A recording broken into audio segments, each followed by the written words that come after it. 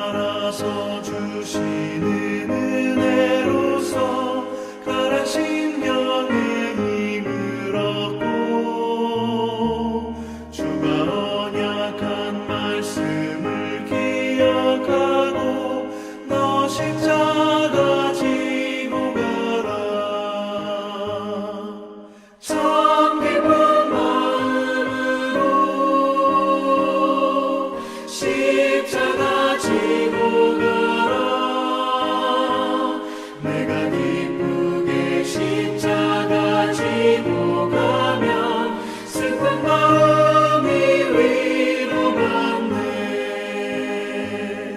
내가 맡은 일 성실히 행할 때에 주님 앞에서 상 받으리.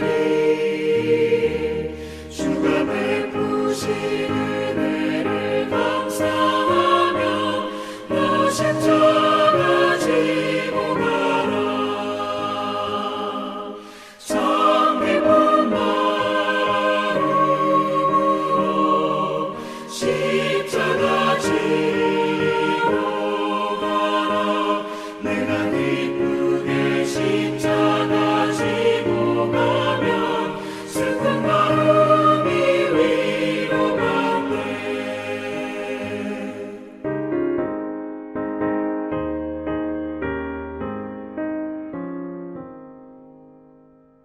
다 함께 공동기도 하시겠습니다. 사랑의 주님, 주는 그리스도시요 하나님의 아들입니다. 갈 길을 몰라 헤맬 때 길이 되시는 주님을 만났습니다. 구원의 주님이 죄악에서 건져주시고 부족한 저와 함께하여 주셨습니다. 홀로 풀 수 없는 죄를 용서하시고 은혜로 체험하게 하시니 감사합니다. 이제 주님을 믿고 고백하며 살기 원합니다. 연약하고 부족할 때 주님의 사랑이 날마다 피어올라 계절을 따라 열매를 맺게 하소서. 하나님의 기뻐하심을 힘입어 나 홀로는 아무것도 알 수 없으니 주님의 뜻대로 원대로 이루어가게 하소서. 사순절 기도회에 주시는 하나님 말씀은 마가복음 8장 27절에서 38절입니다.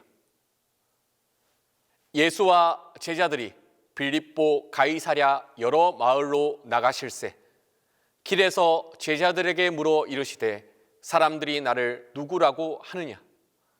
제자들이 여짜와 이르되 세례 요한이라 하고 더러는 엘리야 더러는 선지자 중에 하나라 하나이다. 또 물으시되 너희는 나를 누구라 하느냐? 베드로가 대답하여 이르되 주는 그리스도 신이다 하매 이에 자기의 일을 아무에게도 말하지 말라 경고하시고 인자가 많은 고난을 받고 장로들과 대제사장들과 서기관들에게 버림받아 죽임을 당하고 사흘 만에 살아나야 할 것을 비로소 그들에게 가르치시되 드러내놓고 이 말씀을 하시니 베드로가 예수를 붙들고 항변하매 예수께서 돌이키사 제자들을 보시며 베드로를 꾸짖어 이르시되 사탄아 내 뒤로 물러가라. 내가 하나님의 일을 생각하지 아니하고 도리어 사람의 일을 생각하는도다 하시고 무리와 제자들을 불러 이르시되 누구든지 나를 따라 오려거든 자기를 부인하고 자기 십자가를 지고 나를 따를 것이니라. 누구든지 자기 목숨을 구원하고자 하면 잃을 것이요 누구든지 나와 복음을 위하여 자기 목숨을 잃으면 구원하리라. 사람이 만일 온 천하를 얻고도 자기 목숨을 잃으면 무엇이 유익하리요?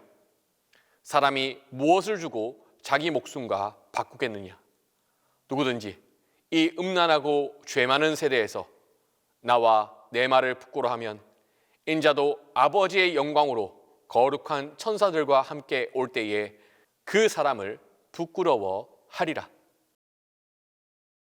1세기의 유대인들은 하나의 공통된 꿈을 갖고 있었습니다. 특정한 시점 하나님께서 우리를 찾아오실 것이다. 물론 각자가 생각하는 방법은 달랐습니다. 각자가 생각하는 하나님께서 오실 때의 이미지도 달랐습니다. 또한 각자가 생각하는 하나님께서 오시는 그 날을 위한 어떤 실천도 달랐습니다. 하지만 그들은 동일하게 믿었습니다.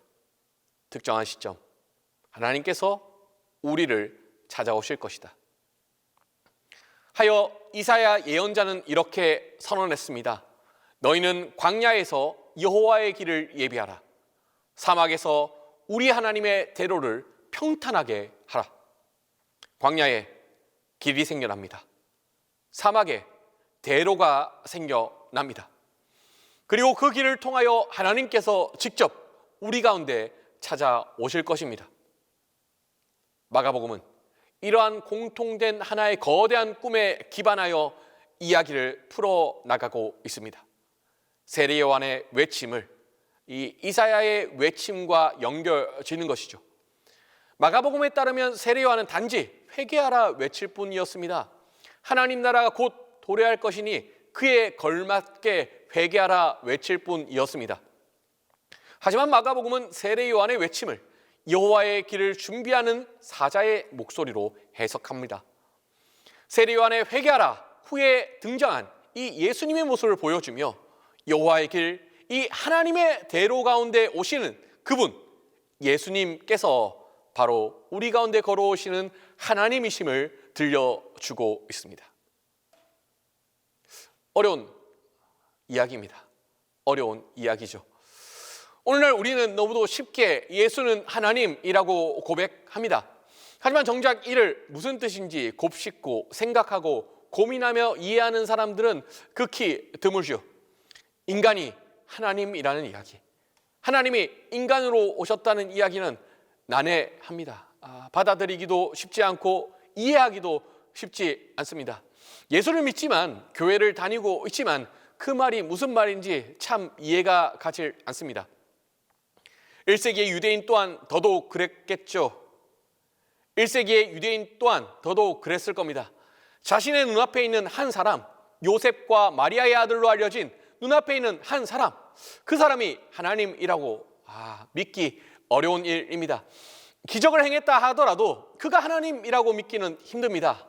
병자를 고쳤다고 하더라도 그가 하나님이라고 믿기에는 힘듭니다. 그가 설파하는 말씀이 구구절절 우리의 심정을 울리고 하나님의 말씀이라고 생각할지언정 그가 하나님이라 믿기는 힘듭니다. 제자들도 당연히 마찬가지였을 겁니다. 오늘 우리가 읽은 이 본문은 마가복음 전체의 문학 구조 중에서 가장 중요한 변곡점이라 할 수 있겠습니다. 오늘 등장한 예수님의 말씀, 인자가 고난을 받고 죽임을 당하고 사흘 만에 살아나리라. 이 말씀은 앞으로도 2번이나 반복됩니다. 즉 마가복음은 변곡점을 두고 예수님께서 고난당하시고 죽으시고 부활당하실 것이라는 메시지를 3번이나 반복하면서 전체의 문학적 틀을 자리하고 있습니다. 큰 틀에서 보면 오늘 본문 바로 앞에까지는 예수님의 말씀, 예수님의 기적, 예수님의 치유가 등장합니다. 예수님이 얼마나 위대하신 분이신지 알려주고 있는 겁니다. 그렇다면 이 예수님의 위대하심이 어떤 의미일까요? 이 질문이 따라붙을 시점, 마가복음 저자는 의도적으로 오늘의 이야기를 들려주는 겁니다. 예수님은 누구십니까? 예수님은 세례 요한이 아닙니다. 예수님은 엘리야가 아닙니다. 즉 예수님은 하나님께서 오실 길을 예비하는 그런 류의 사람이 아니라는 겁니다. 그렇다면 예수님은 누구십니까? 예수님은 하나님입니다. 예수님께서 행하시는 모든 일들을 곱씹고 묵상할 때에 우리가 내리는 유일한 결론은 그가 하나님이시라는 겁니다. 광야에 펼쳐진 여호와의 길을 통하여, 사막에 펼쳐진 우리 하나님의 대로를 통하여 우리 가운데 걸어오시는 분, 우리 가운데 찾아오시는 분, 그분이 예수님입니다. 그런데 오늘 본문은 예수님이 하나님이라는 메시지에 이 이야기를 덧붙여 전달하고 있습니다. 인자가 고난을 받고 죽임을 당하고 사흘 만에 살아나리라. 하나님께서 우리 가운데 오신다는 이야기 믿을 수 있습니다.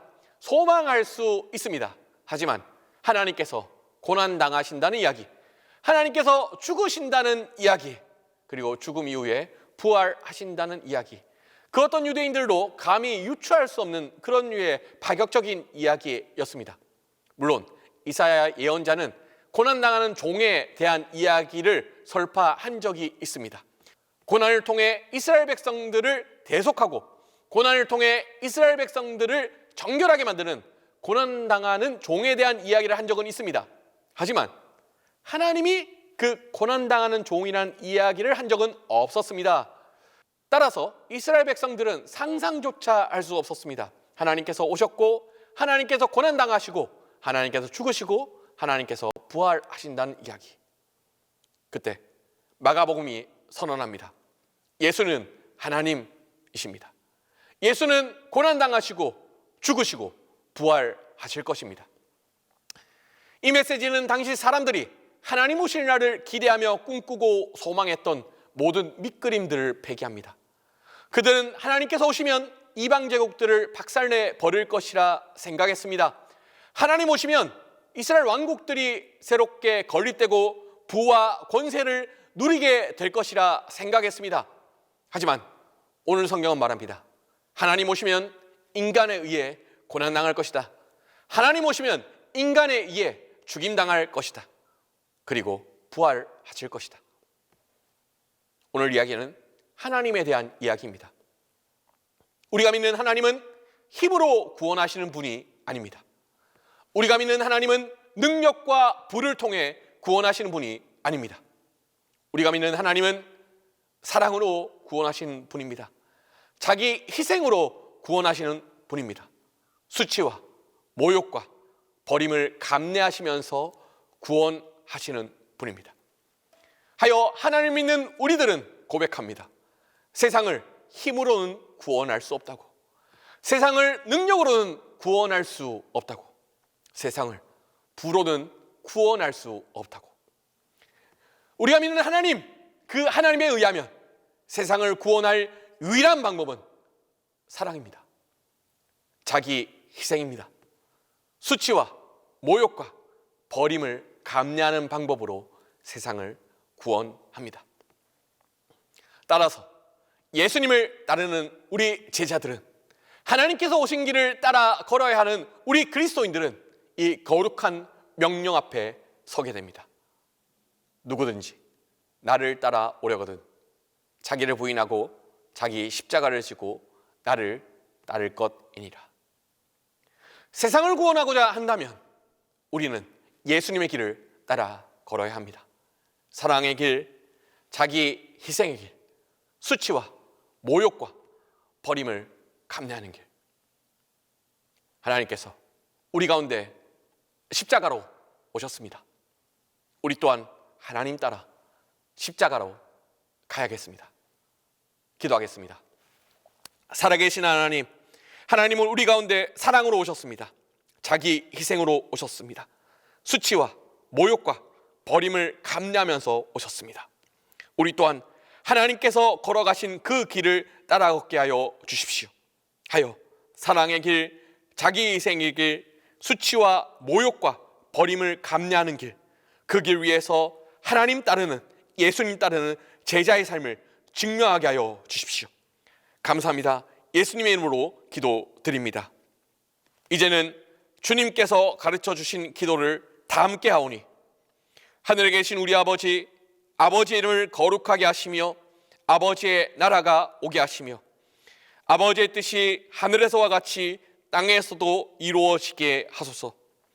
오늘 우리에게 일용할 양식을 주시고 우리가 우리에게 잘못한 사람을 용서하여 준 것 같이 우리 죄를 용서하여 주시고 우리를 시험에 빠지지 않게 하시고 악에서 구하소서. 나라와 권능과 영광이 영원히 아버지의 것입니다. 합심하여 기도하겠습니다. 주여, 우리에게 십자가의 소망을 베풀어 주소서. 주여, 자기 십자가를 지고 주님을 따르게 하소서. 주여, 우리에게 십자가의 소망으로 하나님과 화목하게 하소서. 덧붙여 마지막으로 우리 동신교회와 담임 목사님의 건강을 위해 기도하겠습니다. 다 같이 합심하여 기도하시고 개인적인 기도를 함께 하시기를 바랍니다.